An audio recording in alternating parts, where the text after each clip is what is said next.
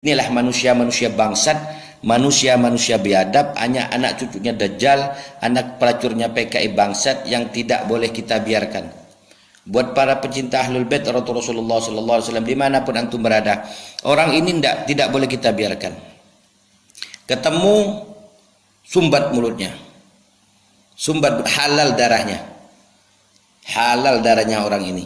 Masih banyak yang dibuat oleh manusia bangsat, manusia-manusia biadab, cucu-cucu Dajjal yang ngoceh di media sosial seperti Mahesa, Yusuf Mubarak, Imaduddin,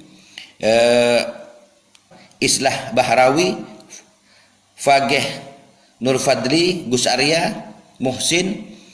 Manusia-manusia bangsat ini tidak boleh kita biarkan.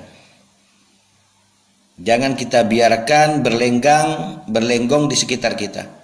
Bersyukur, manusia bangsat, manusia biadab, cucu-cucu Dajjal, ente-ente semua tak berada di tempat saya. Seandainya dekat di tempat saya, tidak bakalan lama ente. Tidak bakalan lama. Buat para pecinta Ahlul Bait, jangan biarkan mereka berlenggang-lenggong di sekitar Anda. Ambil sumbat mulutnya, halal darahnya. Jadi buat manusia-manusia bangsat, manusia biadab ini, dan dengan komputer gua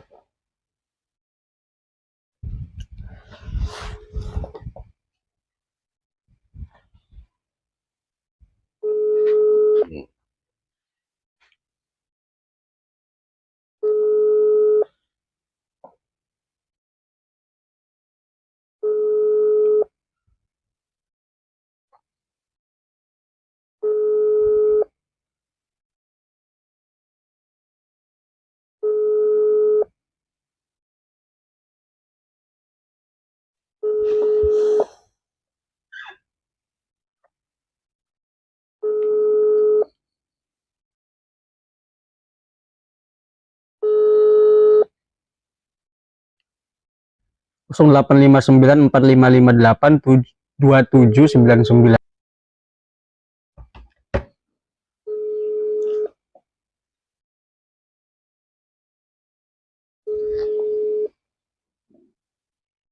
Tapi kayaknya nggak mungkin kalau tidur. Masalahnya dari penampilan ya kelihatan orang-orang yang sering begadang lah. Iya, orang-orang malam. Along.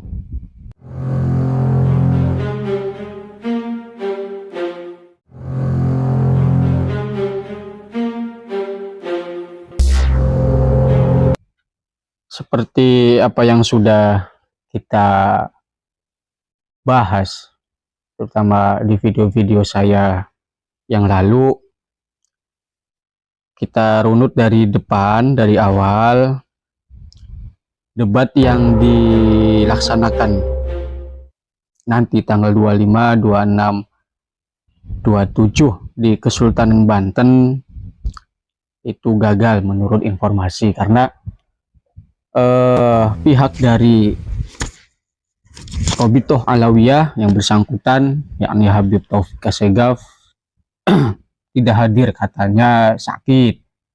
Ya mungkin dia sudah tahu kalau nanti bakal sakit. Di video saya yang dulu-dulu itu kan katanya akan ada acara. Ya oke lah. Jangan dibully, jangan.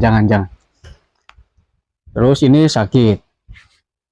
Ya, dari pihak Kiai Imad, ya baguslah kalau beliau Kiai Imad tidak menuruti, tidak datang di acara debat tersebut. Bagus. Karena ini kan hubungannya langsung dengan Kiai Imad gitu loh. Sementara yang bersangkutan dari pihak RA tidak datang. Lalu menyangkut Ibnu Mulzam zaman now sampai mengatakan halal darahnya. Artinya untuk itu halal darahnya. Ini dalam sisi agama ya jelas bertentangan, dalam sisi hukum pidana juga ya bertentangan. Kalau dirunut dari hukum agama ya jelas dong, berarti orang ini ya menganggap bahwa Gus Fuad, Kiai Imad serta kawan-kawan itu ditamsilkan atau diumpamakan seperti orang yang di atas kafir lah, orang yang lebih kafir gitu loh. Karena kalau kita merujuk ke agama, adapun memang dibunuh atau membunuh itu boleh, itu kan sebab ada beberapa ketentuan dan syarat yang berlaku juga. Ada beberapa ketentuan dan syarat, dan itu pun dilakukan dengan tangan-tangan yang sah, dengan otoritas yang sah, dengan koridor yang sah, seperti pemerintah. Apalagi ini bukan negara Islam. Terus yang kedua, orang itu segala sesuatunya, apalagi di bidang ilmu agama, ilmu syariat, itu apa gurunya? Yang jadi pertanyaan, apakah iya didikan dari Ba'alawi, ya maaf, dari oknum-oknum Ba'alawi itu seperti ini? Ini saya bertanya loh, apakah iya didikan dari oknum-oknum Ba'alawi itu seperti ini? Apa-apa dengan kekerasan, apa-apa dengan, waduh sampai parah, halal darahnya. Bayangkan, halal.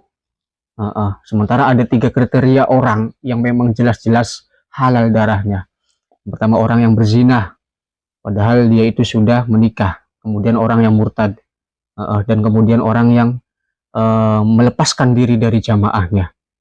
Apakah iya Kiai Ihmad dan Gus Fuad, beliau-beliau ini melakukan hal yang demikian? Kan tidak. Terus membunuh satu orang manusia itu ditamsilkan juga dengan membunuh semua manusia. Karena apa? Karena setiap manusia pasti memiliki keluarga, pasti memiliki keturunan, dan ia juga merupakan anggota dari masyarakat itu kan. Membunuh satu orang secara tidak langsung akan menyakiti keluarga, akan menyakiti keturunannya, dan sekaligus akan menyakiti masyarakat-masyarakat di sekitarnya. Maka dari itu, ini adalah gerakan yang benih-benih terorisme, gerakan yang memang mungkin dari dulu ada, tapi ya 1-2 yang muncul, dan kita selaku warga masyarakat Indonesia dituntut untuk saling mendorong, saling bahu-membahu memberantas orang-orang yang seperti ini. Nah, itu dalam sisi agama. Adapun kalau dalam sisi hukum pidana, itu dijelaskan dalam pasal 160 KUHP itu tentang perbuatan menghasut yang dilakukan dengan sengaja, dilakukan di depan umum, dan orang yang dihasut melakukan perbuatan yang melawan hukum. Kemudian ketentuan pasal 45B Undang-Undang 19 tahun 2016 ini menerangkan bahwa setiap orang yang dengan sengaja dan tanpa hak mengirimkan informasi elektronik dan atau berupa dokumen elektronik yang berisi ancaman kekerasan atau menakut-nakuti. Ini yang sudah jelas nih orang-orang yang seperti Imam Abdurrahman bin Muljam atau Ibnu Muljam yang melakukan teror kepada Sayyidina Ali di waktu subuh, kemudian membunuh sahabat Ali, yang kemudian kita sebut dengan gerakan Khawarij. Ini sudah jelas benih-benih seperti ini sudah ada. Dan sekarang orang-orang seperti ini pun kayaknya lagi diuji dengan adanya polemik nasab ini. Ya alhamdulillah orang-orang seperti ini semakin ketahuan. Oke, kurang lebihnya seperti itu. Ya intinya perbuatan seperti ini sangat-sangat melanggar ketentuan agama maupun dari ketentuan hukum pidana atau hukum negara. Sekian dari saya, wal afu minkum. Wassalamualaikum warahmatullahi wabarakatuh.